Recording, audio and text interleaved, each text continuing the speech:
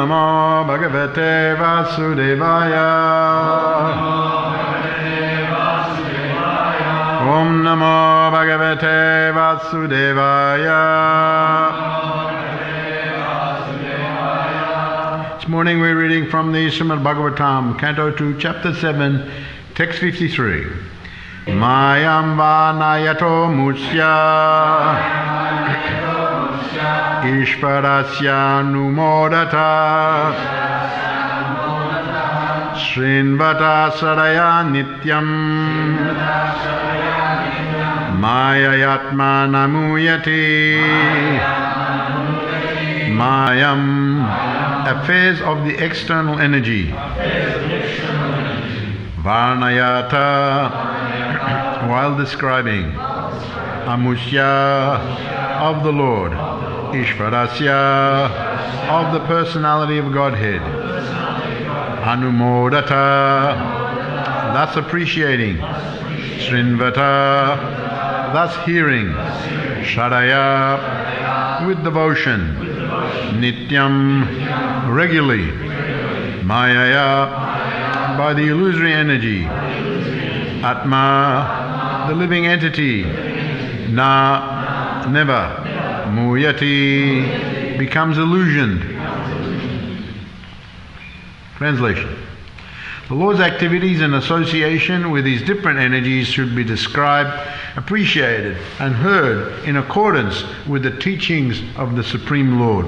If this is done regularly with devotion and respect, one is sure to get out of the illusory energy of the Lord. Purport. The science of learning a subject matter seriously is different from the sentiments of fanatics. Fanatics or fools may consider the Lord's activities in relation with the external energy to be useless for them, and they may falsely claim to be higher participants in the internal energy of the Lord. But factually, the Lord's activities in relation with the external energy and the internal energy are equally good.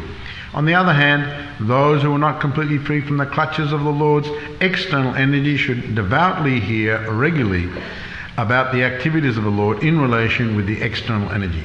They should not foolishly jump up to the activities of the internal energy, falsely attracted by the Lord's internal potential activities like his Rasa Leela.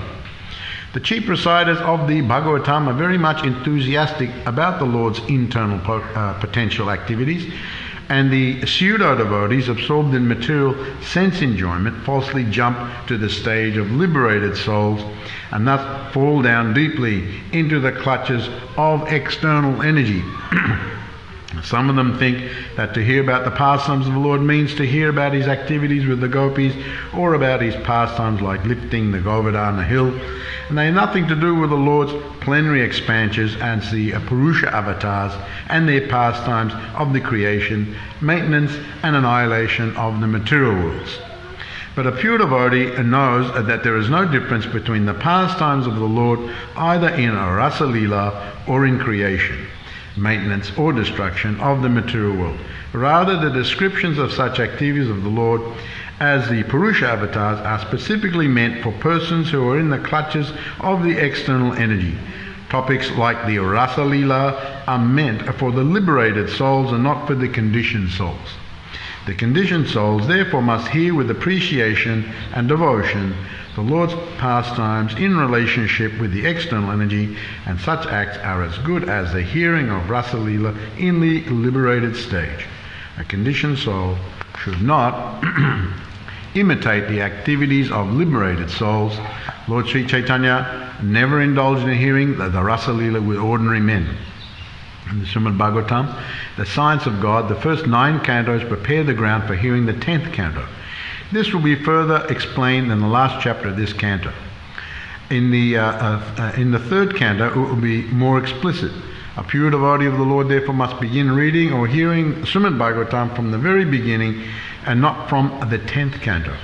We have several times been requested by some so-called devotees to take up the 10th canto immediately, but we have refrained from such an action because we wish to present Srimad Bhagavatam as the science of Godhead and not as a sensuous understanding for the conditioned souls.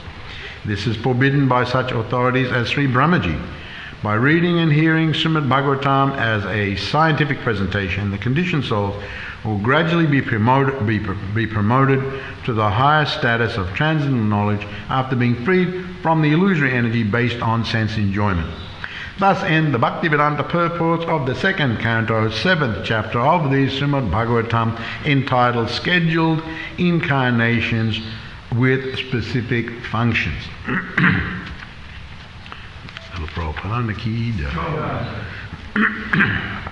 So, continuing on, emphasizing these points, Lord Brahma and Srila Prabhupada, of course, and in many places in the Bhagavatam, he emphasizes these same points over and over again. I guess just in case we missed the last one. Sometimes we have to say a thing many times over before it really starts to sink in. And Lord Brahma is the same. And interestingly enough, it is Lord Brahma who is the Sampradaya Acharya who's giving these very specific instructions how to understand Srimad Bhagavatam, how to understand the Lord, and how to understand that in connection with the material world, especially for conditioned souls. So, here Prabhupada makes mention of the professional reciters of the Srimad Bhagavatam. Usually they have what's called the Bhagavat Saptaha, the 7 days of reciting Srimad Bhagavatam continuously, and trying to imitate the recital of Sukadeva Goswami speaking to Maharaj Parikshit. But interestingly enough, they don't actually follow in the footsteps of Sukadeva Goswami reciting to Maharaj Parikshit, because we read and hear in the Bhagavatam, all the work that is presented by Sukadeva Goswami first, before the 10th canto activities by Sukadeva Goswami to Parikshit Maharaj. So if they want to follow Bhagavat Sapta, why don't they follow those who are the original speaker and hearer of the Bhagavatam in that regard? But they don't. They generally concentrate, and they're very attractive performances. Generally, someone will advertise, and the people will come from all around, and it will be presented very artistically. There'll be a recital, generally concentrating on Rasa Leela or other Leela pastimes of Lord Krishna, especially from the 10th canto, and they'll be interspersed with dance. There'll be some dancing, there'll be some flute playing and music and and things like that. So it's very nicely presented, and it's like a very nice performance, but it won't really have a deep effect. And this is what is mentioned here, that here Prabhupada stresses on the science of learning a subject matter seriously. He said seriously. If one just has a casual interest in something, that's one thing. But if one wants to be serious and actually learn, then it has to be done in the appropriate way, as has been emphasized in the last few verses here. Now here, Prabhupada talks about, and Lord Brahma, another point, Lord Brahma this is how to do it. If you want to understand the Supreme Lord, you have to, especially the conditioned souls, you and I, who are in the material world, we have to understand it in this way. We have to understand the Lord. First of all, start. We can't, just like someone may want to study medicine, and then they hear, well, the brain surgeon, those who are specialists and brain surgeons, that's like right up there.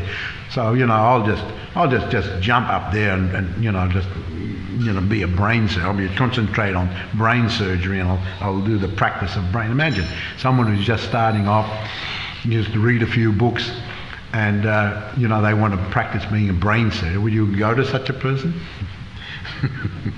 Would you get an operation from such a person? Even if I give you some books, here are the books, and say you're studying. Say you went to the university and you just go there and they just give you a whole bunch of books, and then say come back at the end of the year for your exams. Would you be very confident about passing those exams? Maybe someone may be able to do it, but would you be very confident passing your exam? They just give you the books. You read these books, come back at the end of the year and have the exam. Do you think you'll pass? Why? The books have to be explained.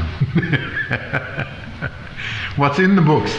Just like, we buy something, some technical piece of equipment, it's very complicated, and we get the manual. How I love these manuals, You get the manual.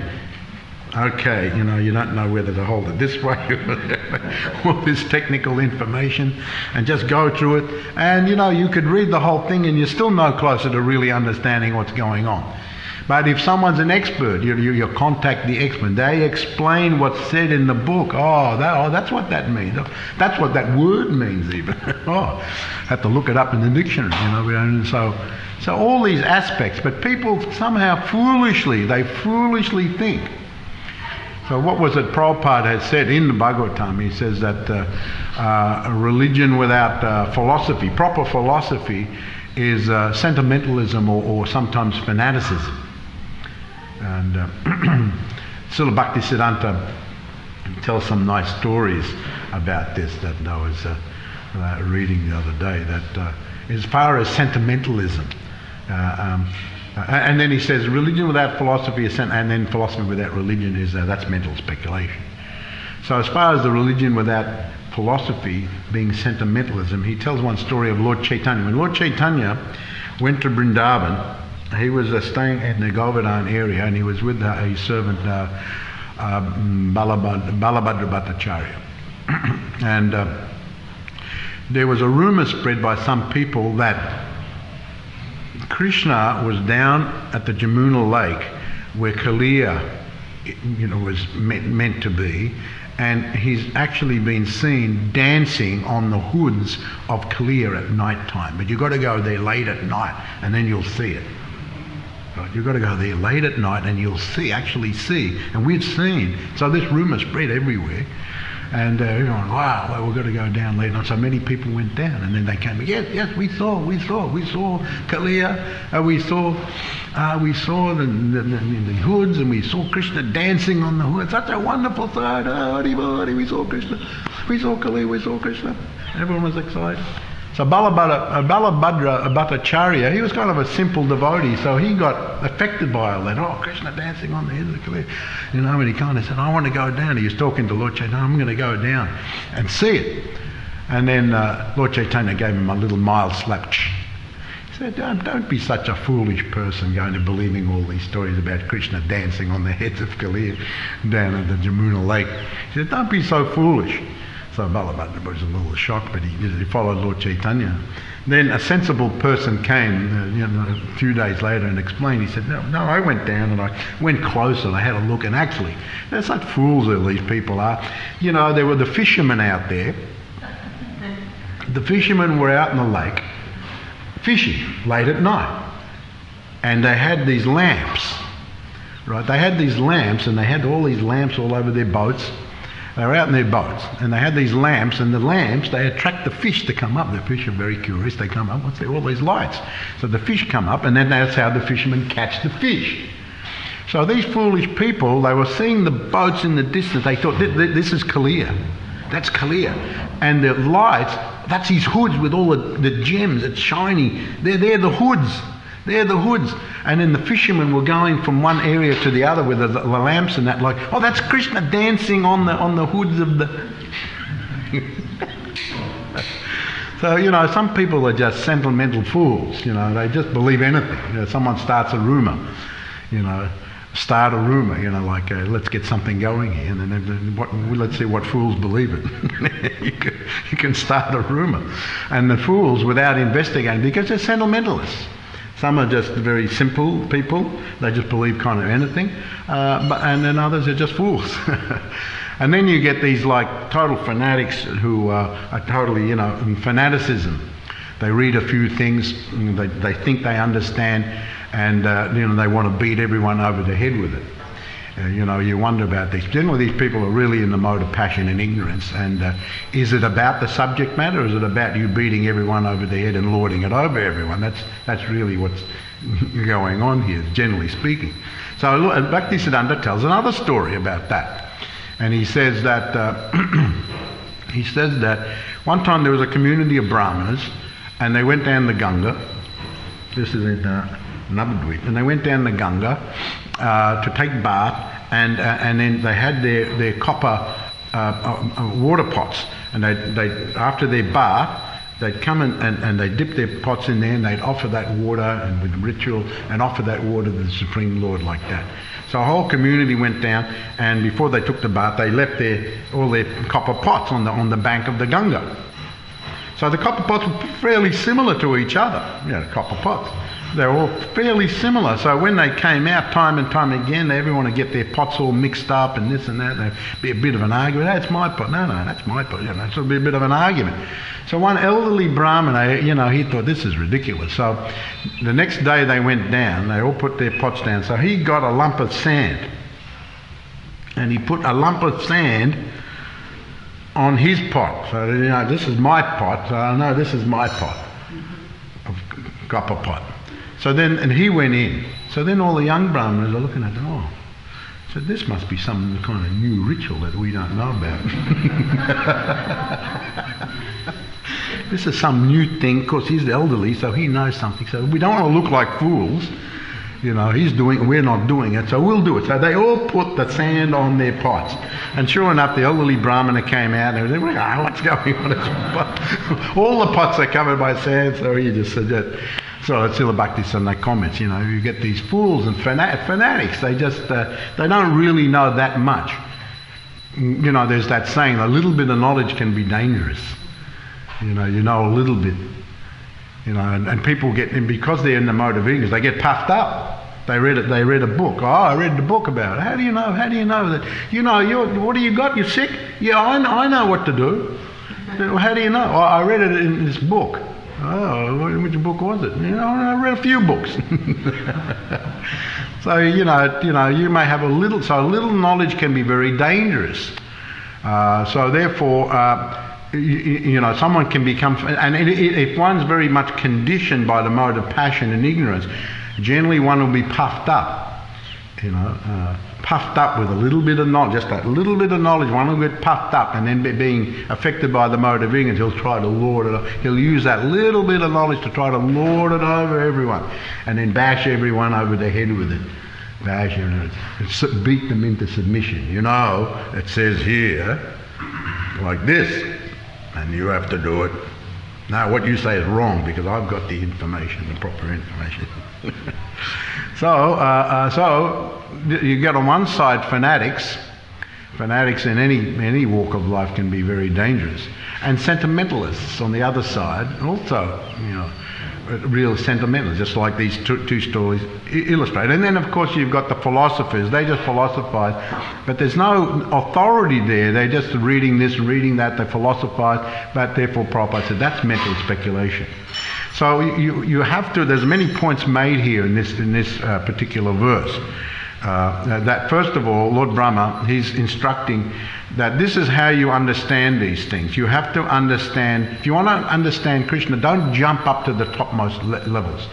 And I've used this example before that Prabhupada would use many times. He says that, just like he says, a big monkey, big belly, Ceylon jumping melancholy. You heard that one? Big monkey, big belly. And he said that just like Hanuman, he was very big and strong. He used to eat a lot. And then, when Lord Ram went to Lanka to conquer over Ravana, Hanuman, remembered all his powers, and he grew big and he jumped over. And so he was able to do it. Remember the thin horse philosophy. The thin horse, Prabhupada tells another story about the thin horse philosophy.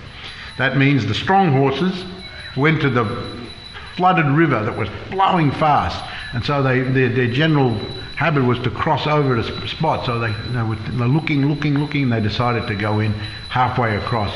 They were strong, but halfway across they got washed away. So the thin horses were looking. Well, maybe if we just go a little bit over here, we'll get across. So the thin horses tried. Thin horses means the weaker horses. They tried over there.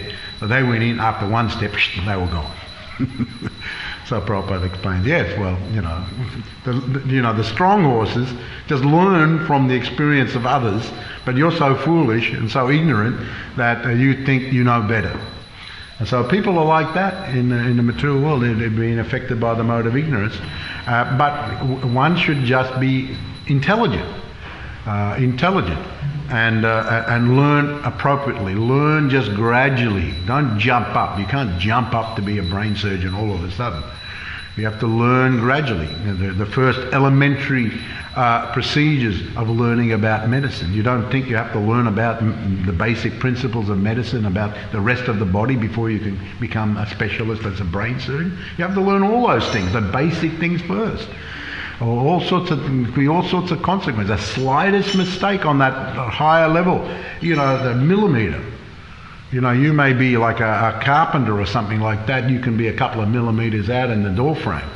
Okay, there's going to be some consequence, but it's not such a drastic thing. But a brain surgeon is making the operation, he's out of a millimetre, bang, the patient can die just like that. So as you go up higher, the more qualified you have to become. The slightest, deviation can wreak havoc. So therefore, all the acharyas, Lord Brahma himself is saying here, he is giving instruction over and over again over the last few verses how to understand. And he said, understand the conditioned souls are special. Liberated souls is one thing. They're on that high level already. They're in the intimate pastimes of Krishna. That's another thing. They can go there. Although it is recommended for them to show the example, they should. That's the reference is given here to Lord Chaitanya Mahaprabhu, who was, Radha and Krishna come and experience the mood of Radha, but he didn't talk about these intimate pastimes just with ordinary people. So we have many examples. Prabhupada gives the example. So Lord Brahma is saying, understand all these other things first. And why? Because, we have to get devotion and we have to have respect for the Supreme Personality of Godhead. We have to develop respect. Generally like that, in most religions of the world, God is great. God is great. In the Christian religion, in the Muslim religion, Allah Akbar, God is great. When I go to Indonesia, all these mosques everywhere early in the morning, they start up at 4 o'clock in the morning. And you hear it all over the place, one next to the other. And it's all about God is great. And that's the main thing for them. God is great. So, yes, preliminary. You have to have some respect. If you don't respect someone, how are you going to enter into the intimate? You can't enter into anything intimate. And so Krishna doesn't allow you. Because for your own good, you're going to spoil your own self, and you're going to spoil it for the devotee. And the mood and the feeling. Lord Chaitanya, when he was dancing nocturnal kirtan, he would just have with his intimate devotee, he wouldn't let others in. It was a certain mood, intimacy. He wanted to preserve that mood to relish the highest ecstasy. And so therefore, we have to become purified. Learn about, now all the Puranas follow this same theme of learning about the creation, whether this is the Bhagavad Purana, and we have all the other Puranas. They follow this same thing. Now, it is mentioned here, there are 10 subjects of the Bhagavatam, and as I said, all the Puranas follow this theme, and here it is, I'll go through it. First of all, what is the first subject matter? Sarga. What is the Sarga? The first creation, which comes from? Vishnu. All the gross elements, all the sense perception, originally comes from the Supreme Lord. Then Vishaga. This is number 2. And as I said, all the Puranas will follow this theme. Vishaga. What's Vishaga? Secondary creation. Secondary, initiated by? Brahma. Vishaga. And Sthana. Sthana means maintenance. Maintenance of the world under Brahma, under Shiva, under Vishnu. They maintain, see everything, create. And it's called Sthana. Then Poshana. Poshana means special care for the devotees. Special care. That's one of the subject matters of Bhagavatam. Poshana. Uti. The urge of creation, individual motivation, these things are discussed in the Bhagavatam. Here also mentioned Manvantara, and we have this in the Bhagavatam. The different Manvantaras, the avatars that come in the different periods of Manu. You'll find all the Puranas actually follow this theme. I've read through them, and fairly similar. and Ishanakata, talking about the incarnations. Now, it may not be right in the beginning, but all these are, you'll find in the Bhagavatam, it's not exactly one after the other very, very strictly like that, but it'll be there before you get to the 10th canto, before you get to the intimate pastime, Nirodha, the winding up. What is the creation and what is the annihilation? How does it all happen? And then, of course, then mukti. All right, all this is going on. How do you become liberated? We're an illusion. We get affected. How do you get the mukti from it? And then finally, ashraya. Ashraya means, taking shelter. What is the supreme, topmost perfection? So these are the subject matters of the Srimad Bhagavatam. So this is what Lord Brahma is instructing. This is how we should advance, and especially for us in the conditioned stage, we should follow this process. We should follow it, and follow it and hear it from the proper authorities. I think Shastra Chakshu, he gave the class here, he was emphasizing on this point in the purport and in the verse yesterday. You have to hear from the proper persons, and you have to hear, if you want to be serious and be a serious practitioner of Krishna consciousness, you have to hear it just rightly. You have to hear the proper, just like when you go to university or something like that. You can't just read any books. You're enrolling in a certain course or whatever. You've got to get specific books, and you've got to study those books, not just any books, those books. And then you've got to, as we already mentioned, you've got to learn those things and hear from someone who's an expert in the area.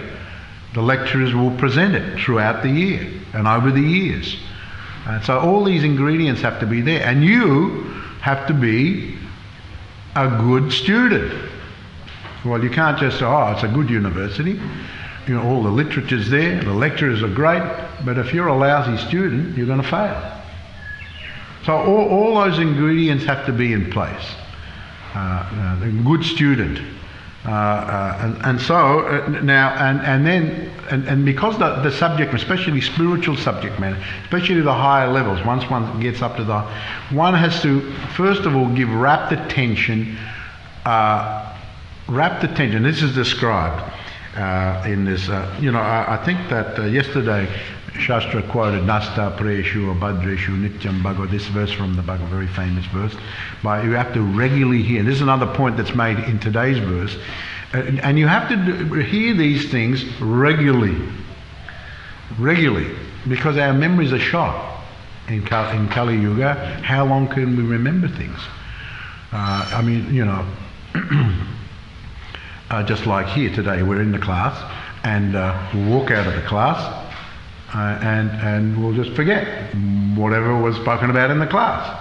We'll forget what was spoken about 1 minute ago. What did I say 1 minute ago? So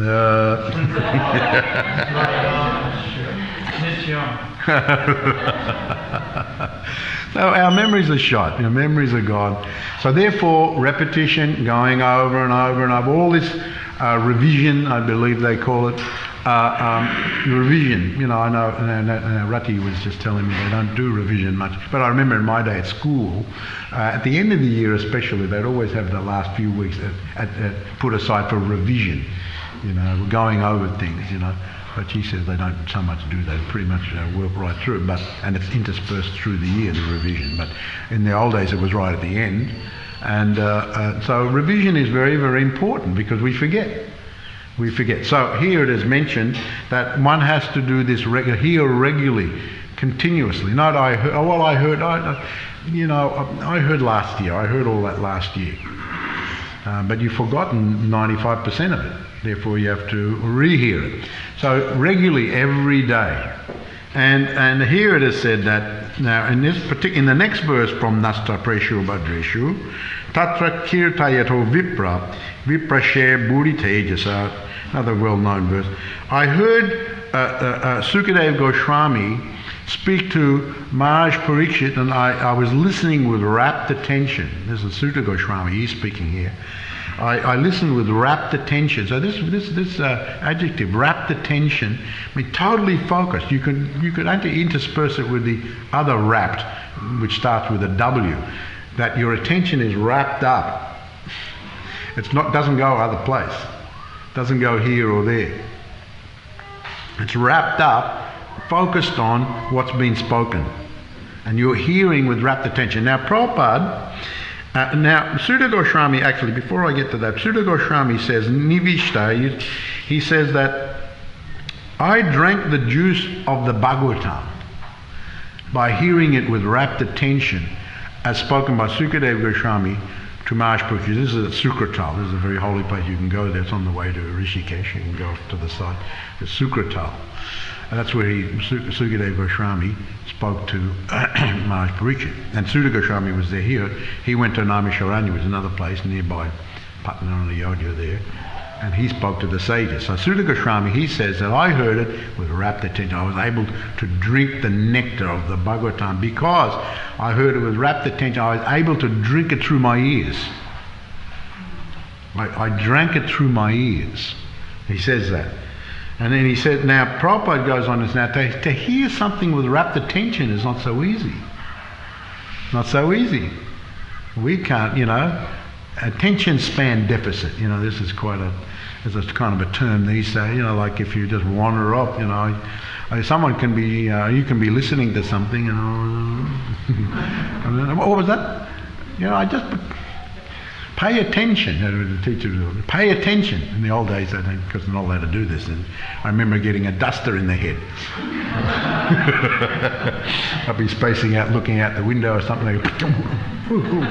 Pay attention. I don't think the teacher's allowed to do that anymore. But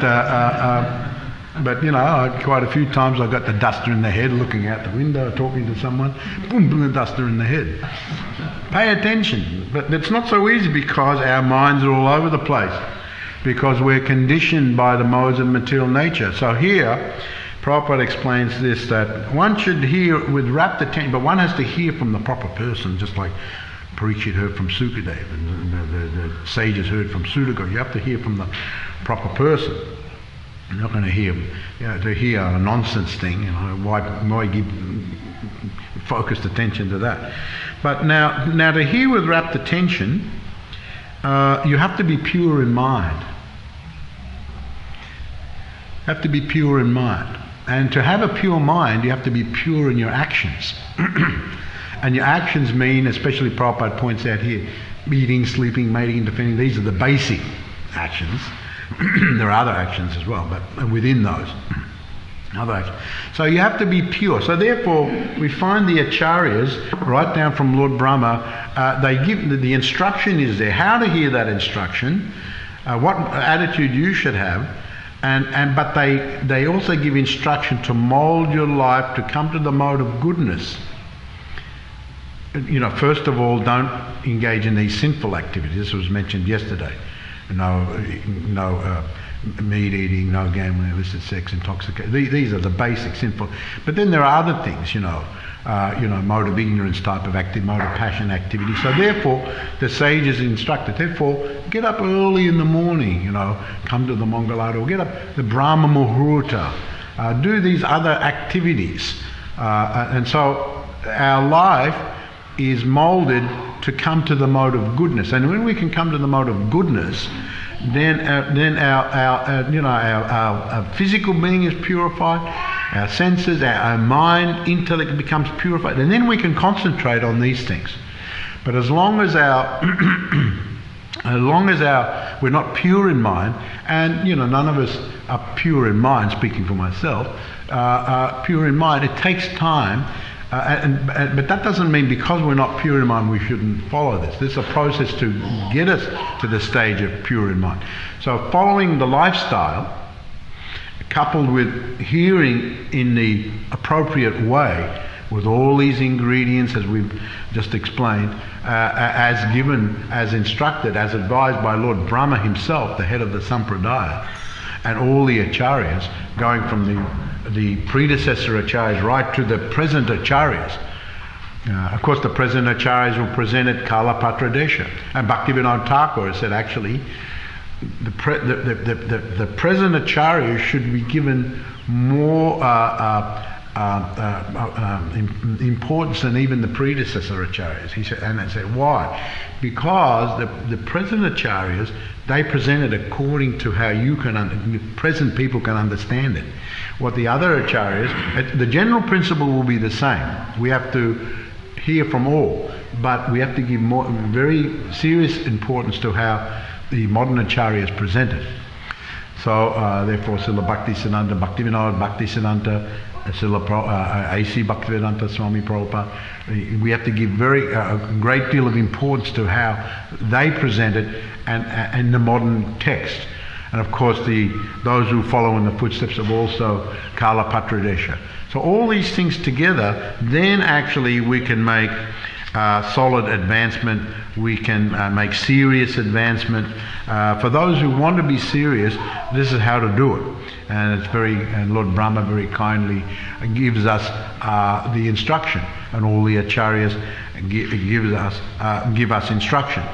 Now here Prabhupada, in the last purport, he said, in the last paragraph, he says that we've been several times been requested to immediately speak from the 10th canto. But we refrain from such an action because we wish to present Bhagavatam as the science of Godhead and not as a sensuous understanding for conditioned souls. This is forbidden. This is forbidden by such authorities as Sri Brahmaji. So don't do it. We may think, well, there's mention of it, but I'll just do it, what the heck. No, Prabhupada goes on further. He says, actually it's been forbidden, don't do it. Because people won't have the proper, it'll spoil them.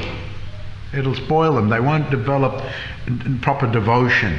It'll be very superficial, and they won't be able to go deep. They won't have the proper respect. Unfortunately, in our conditioned state, our respect levels are quite low. And and that will be different for with the individuals, and quite often we're forced to respect, because of our situation where we've got a job, we work somewhere, so we don't really respect someone, but we give a show of respect because we want something from them. So the respect is motivated. But to truly have respect for someone, then one has to have actual affection and even love for that person, and then they will trust them and they will respect them. So therefore, these things are mentioned here. One has to have devotion, appreciation, and respect.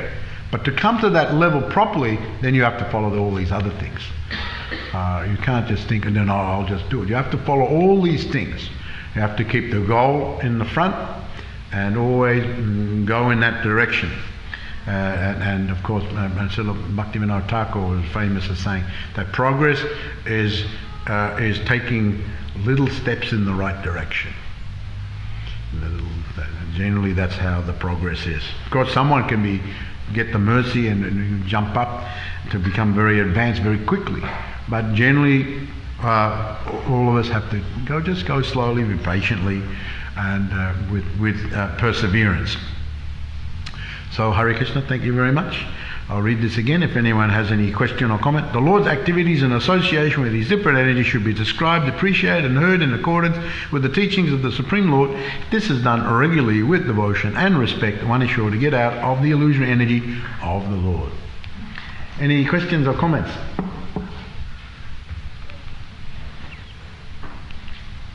Yes, Krishna.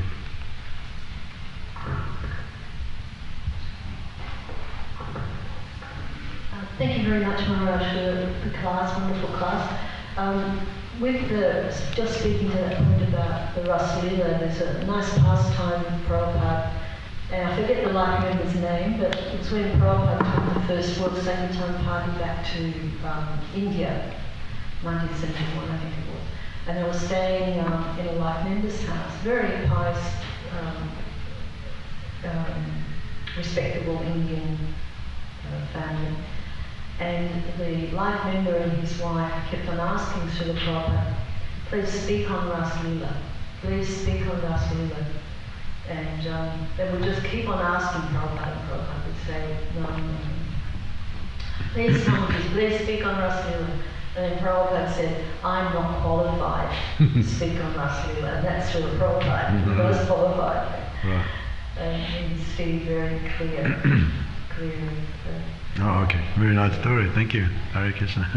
And we were just talking about how the acharyas, they give their realizations of the sastra and have immediate acharyas that are most important to listen to. And I was reading this really wonderful pastime of Prabhupada's where his servant noticed that Srila Prabhupada was sitting there for a great length of time, his head in his hands, in the same position. And after about 10 minutes or so, the servant went to Srila Prabhupada and said, Srila Prabhupada, is there something wrong? Do you have a headache? And Prabhupada said, no, I'm trying to think of the right word to translate it. Oh, right, yeah. That's Prabhupada's focus. Doesn't think of the right word. Yeah, meditating. Yeah, I remember another time where one of the disciples said to Prabhupada, Prabhupada, in this picture you look very grave and very serious and someone may see that you're not very much feeling the ecstasy. And Prabhupada said, oh, I was in total ecstasy. I actually had that picture at home. Oh, there you go. Okay. Any other comment? But yes, Ram. A student, I remember we went to this course on how to learn stuff. Oh, right. This is Monday. Right. And they said, if you learn something new, if you don't revisit that same thing within 24 hours, Oh, 24 hours. 30% of it's gone. Oh.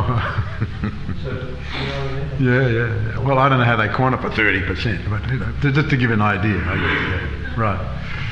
Right, in 24 hours, huh? Yeah. I say in 1 minute. That was 30 years ago. 30 years ago. It definitely got worse. Yes. Final.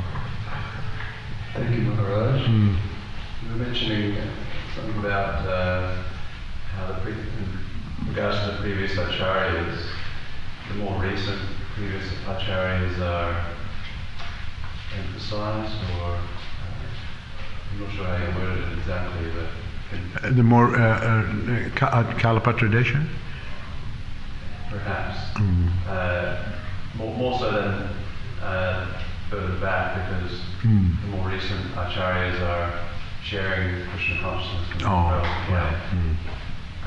So the thought came to me that given that language is something that's always evolving, and even psychology of the masses is always evolving, would there be a point, do you think, in 100 years, 200 years, where in the International Society of Krishna Consciousness, that Prabhupada's books perhaps won't be emphasized so much because perhaps there's a language block, or maybe there's like people need to read this and this to be able to actually understand what Prabhupada's saying, because maybe it would be considered Old English in the country. Well, no, I mean, Prabhupada's books will always be the standard because he's the founder Acharya. But yeah, I know, just like the words Srila Bhaktisiddhanta Saraswati Thakur used, you can read a lot of his works. They're kind of Old English that's not used. And all the editors in every country, like in Indonesia, the book editors tell me they're always having to revise the language because the language changes. So the books will always be there. They'll always be preserved as they are, but they might mean maybe in 100 years or 200 years, or those words aren't in use. So there'll have to be explanations of using current words to explain what the older words, or what the intent and meaning. So there may be other works, and there's already some works like that explaining, all these different aspects that Prabhupada's explained. But I should think that would be the case. But there will never be a time where, Prabhupada's books will just be set aside. because he's the founder, Acharya of the movement. His books will always be as the foundation of the teachings in Krishna consciousness. And of course we know that he took from his guru and all the acharyas and so on. So they'll always be there. But yes, I agree. And this has been discussed many times by senior devotees around the world. That yes, well, in the future we will have to. Some are saying that whatever is there should be just sealed up now, and then later on the devotees will have to meet and discuss, and then if the new language is there or it's been, then they'll have to present it and explain it like that. But the books will always be there to go back to. Besides the principle of Ashakaryoga, where the words of the Acharya remain, Prabhupada did say to us to edit the force and gravity.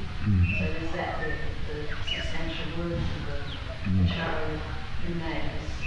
Right. Okay. All right. Thank you very much. Hare Krishna. All glories to Srila Prabhupada ki jai. Go Premanandi. Hari Hari.